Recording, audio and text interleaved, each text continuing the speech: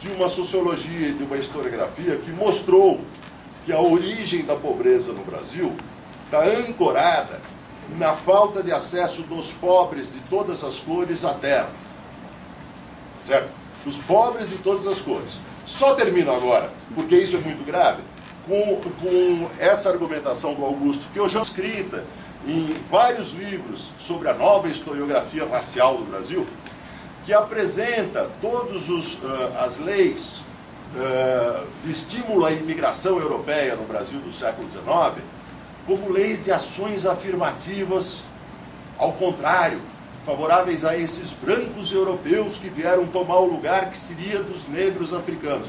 É fantástico hoje, porque naquela época o que se ouvia, inclusive de governos europeus, é que o Brasil praticava a escravidão disfarçada dos seus nacionais que imigravam para cá. Então, no lugar da história de pobres de várias cores que viviam num estado extremamente elitizado em função da concentração da propriedade da terra, nós ouvimos uma história de uma estranha associação entre os pobres colonos das fazendas de café e os seus exploradores contra os negros, ou seja, nós estamos ouvindo uma história racial do Brasil. Na verdade é isso que me preocupa. Não é a presença de alunos cotistas na universidade. O que me preocupa não é isso. O que me preocupa é que a presença de alunos cotistas na universidade vem junto com uma nova história no Brasil, onde brancos, sejam donos de terra, sejam os seus quase escravos colonos, fazem parte de um grupo que se opõe a negros, sejam eles escravos ou traficantes de escravos.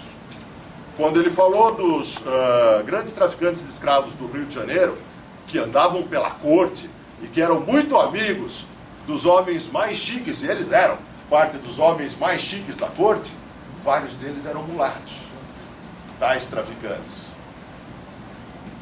Eu estou tentando reintroduzir uma história social, política do Brasil, no lugar de uma história racial, que vai nos contando uma mentira sobre o nosso passado, para produzir uma mentira no nosso futuro.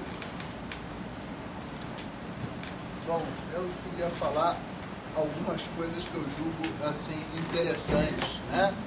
E vou começar pela ordem cronológica em que elas foram ditas aqui, né? Em primeiro lugar, o problema do mérito, né? Eu acho profundamente questionável que nós queiramos ter uma sociedade baseada no mérito, né? A única ordem política que tentou se basear exclusivamente no mérito foi o fascismo, né? O fascismo de Mussolini, né? Que tinha nas corporações uma das bases e na ideia de ascensão pelo mérito, né? O super-homem cheio de mérito. Eu acho, e falo sempre isso, que eu não tenho mérito. O que eu sei porque alguém não sabe. O meu saber, o meu conhecimento foi expropriado de todas as pessoas que não puderam ir para a escola pública, depois não puderam entrar na faculdade, depois não puderam fazer graduação, não puderam fazer mestrado, não puderam fazer doutorado. Eu tenho uma certa militância nessa área, porque eu, inclusive, no Conselho da Educafro, que eu faço parte, por quê? Porque eu acredito que deva restituir, de alguma maneira, para essas pessoas, esse processo de expropriação. Então, para mim, mérito, eu simplesmente nego a utilidade do mérito como um valor na sociedade. Principalmente quando a sociedade é desigual. Nós falamos aqui claramente, Demetrio, você falou igualdade perante a lei. A categoria igualdade perante a lei surgiu como uma perspectiva de igualdade jurídica no século XVIII.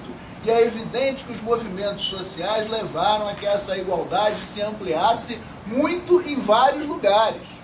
E no Brasil se ampliou pouco, a sociedade continua hierárquica, continua patriarcal.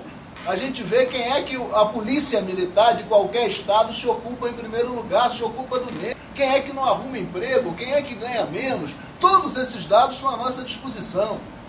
É uma falsificação não se verificar que o negro brasileiro tem uma vida pior. Aliás, comparando com os Estados Unidos, né, talvez o nosso racismo tenha produzido algum fato bastante mais denso e, portanto, mais sinistro do que a